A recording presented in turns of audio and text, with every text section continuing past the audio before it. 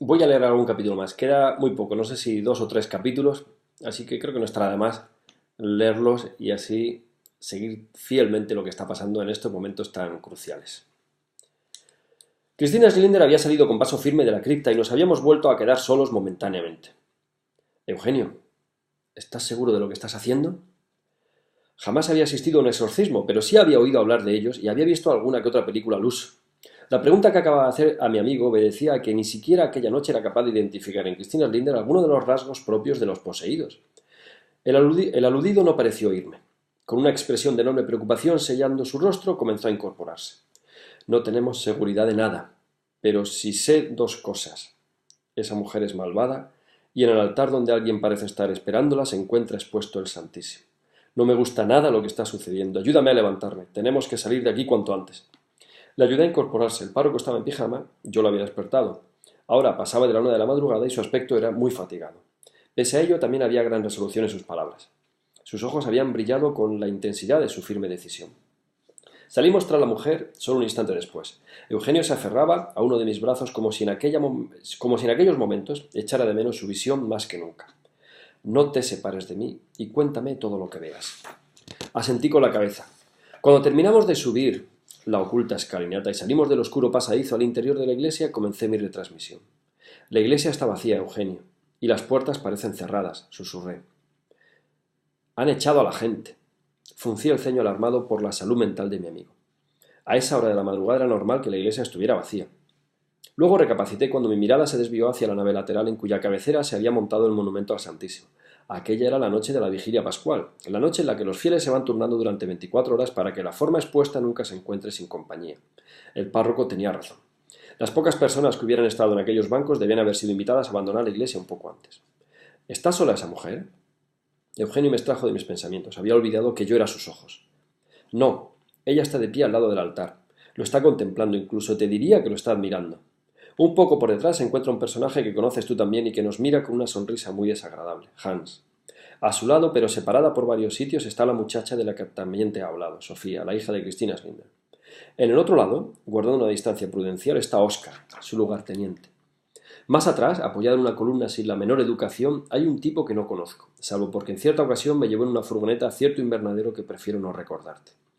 Y a su lado, sentado en un banco y con los pies apoyados en el respaldo del de delante, hay otro de esos indeseables amigos de Hans. No hay nadie más.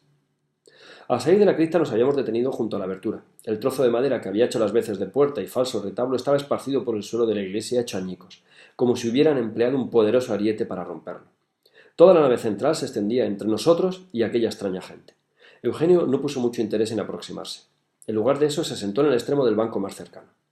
Yo, sin embargo, permanecí de pie. No me gustaba el ambiente que se respiraba en el interior de la iglesia. Cuando había llegado aquella noche, todavía se había podido oler el aroma del incienso que había ardido durante los oficios del Jueves Santo. Para cuando acabábamos de salir de la cripta, el incienso seguía impregnando la atmósfera del templo. Pero ahora lo hacía de una manera diferente, más sutilmente y agobiante a la vez.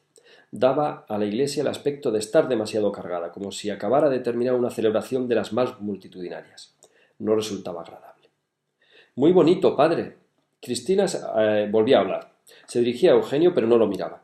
Continuaba estudiando el altar sobre el que una custodia dorada encerraba la hostia consagrada. Había flores a todo alrededor, a los pies del altar, en el mismo, por detrás. También había montones de velas encendidas. El monumento formaba un conjunto armonioso que hablaba de las horas que las buenas mujeres debían haber tardado en su terminación. Debería usted verlo. Crucé la mirada con un hombre que cada vez despreciaba con más fuerza. Hans. Había dicho aquello con tono burlón. Cristina Slinder también volvió los ojos muy despacio a mirarlo. Conociéndola, leí la reconvención que dirigía a su hijo. No debía ser momento de burlas. El movimiento arrancó brillos danzarines de la piedra que un poco antes yo mismo había acunado en mi mano. Una ráfaga de aire frío que surgía de la nada me provocó un escalofrío repentino. Padre Eugenio, la mujer seguía asumiendo el protagonismo. Salvo el atrevimiento de Hans, parecía que los demás estuvieran allí como meros comparsas. ¿Cree usted de verdad que Jesucristo se encuentra ahora mismo en ese pedazo de oblea? El sacerdote no respondió al instante. Estaba profundamente concentrado, con la cabeza un poco cabizbaja. Daba la impresión de estar acumulando energía para el enfrentamiento mental que debía prever. Usted conoce la respuesta. Cristina Schlinder sonrió. No se imagina hasta qué punto conozco la respuesta. ¿Y no le parece una irresponsabilidad por su parte? Avenirse a descender entre los hombres en cada consagración es exponerse a las excentricidades de cualquier iluminado. Eugenio respondió ahora un poco más rápido, como si no le costara esfuerzo recitar una lección que tuviera bien aprendida. Cristo no vino al mundo a pasearse con los benditos, vino a redimir al hombre de su pecado, vino a mezclarse con los pecadores. Cristo no necesita defensores, ni siquiera usted puede dañarle. La mujer volvió a reírse al tiempo que posaba su mirada sobre nosotros por primera vez desde que habíamos surgido de la cripta. Me sobrevalora demasiado, querido padre. Me siento halagada. Aunque, ¿cómo puede usted presumir de saber lo que yo puedo llegar a hacer? Eugenio no abrió la boca. Cristina Linder tampoco parecía aguardar respuesta alguna. ¿Por qué no acabamos de una vez? Volví la vista hacia Sofía, que era la que estaba más alejada de nosotros. Me sorprendió aquella interrupción. Creí leer en sus palabras que no compartía el regodeo de su madre cuando ésta hablaba con cualquiera de nosotros. Era más pragmática, o más impaciente. Cristina, sin embargo, no la fulminó con la mirada de la misma manera que había hecho con Hans. En lugar de eso, se dignó a contestarle. Tienes razón, cariño. No hemos venido aquí a filosofar. Nuestro momento no va a durar para siempre. Después de aquellas palabras, volvió a prestarnos atención. Padre, ¿le importa acercarse? Señor Fraguas, por favor, ayúdale a venir. No nos movimos enseguida, a pesar de que la orden de Cristina era muy difícil de ignorar. Aquella mujer poseía un don particular que empujaba a secundar sus deseos sin llegar a enjuiciarlos siquiera.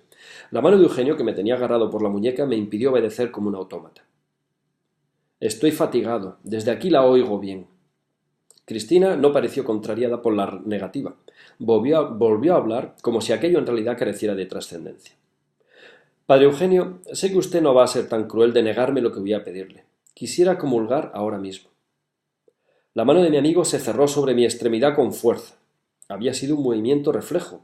Incluso con la mortecina iluminación nocturna con que se adornaba la iglesia en aquella solemne vigilia, noté cómo la sangre huía del rostro de Eugenio. La voz que resonó en toda la iglesia, sin embargo, no tenía nada que ver con la palidez cadavérica que había adoptado aquella faz. «¡Jamás! Antes moriré!». Cristina Schlinder mantuvo la mirada firme sobre el sacerdote durante un rato. Había una dureza muy fría en el examen al que parecía estarle sometiendo. Cuando habló no quedaba un gramo de cordialidad en su entonación. «No estamos hablando de su vida, padre.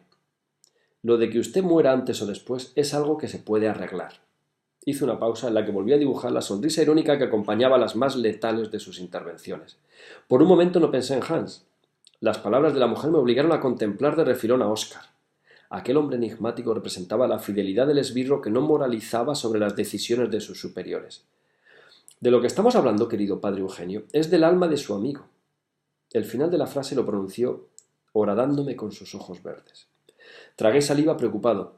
Escucharla hablar de mí en esos términos me inquietaba, no porque me robaran el sosiego sus consideraciones acerca de la salud espiritual de mi alma, algo que pocas veces me había quitado el sueño, tenía que reconocerlo.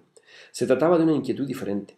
Hablaba de mi alma como si le perteneciera, como si algo tan íntimo como mi propio ser fuera moneda habitual de canje en sus negociaciones.